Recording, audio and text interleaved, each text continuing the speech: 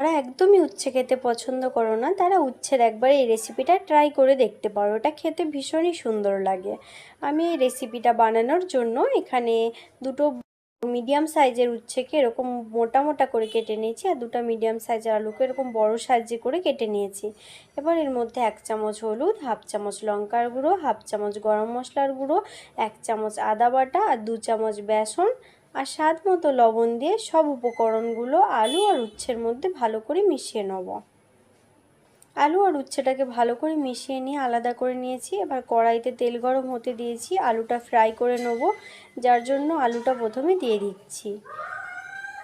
আলুটা এভাবে নাড়াচাড়া করে খুব সুন্দর লাল করে ভেজে নিতে হবে।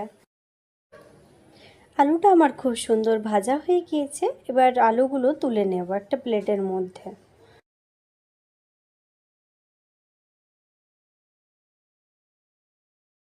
আলুগুলো তুলে নিয়েছি। এবার কড়াইতে যে বাকি তেলটা আছে এর মধ্যে উচ্ছেগুলো দিয়ে দেবো।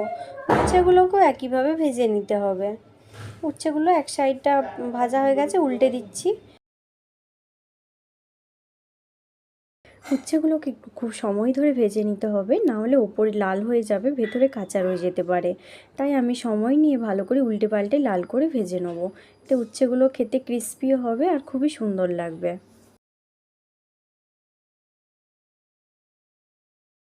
উচ্ছেগুলোকেও খুব সুন্দর লাল করে ভেজে নিয়েছি, এবার তুলে নেব। তোমরা বাড়িতে একদিন এইভাবে অবশ্যই আলু উচ্ছে ফ্রাই করে দেখো, এটা খেতে ভীষণই সুন্দর লাগে।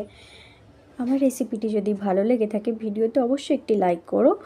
আমার ইউটিউব চ্যানেলটি সাবস্ক্রাইব না করা থাকলে সাবস্ক্রাইব করে দিও এরকম নতুন নতুন রেসিপি দেখার জন্য।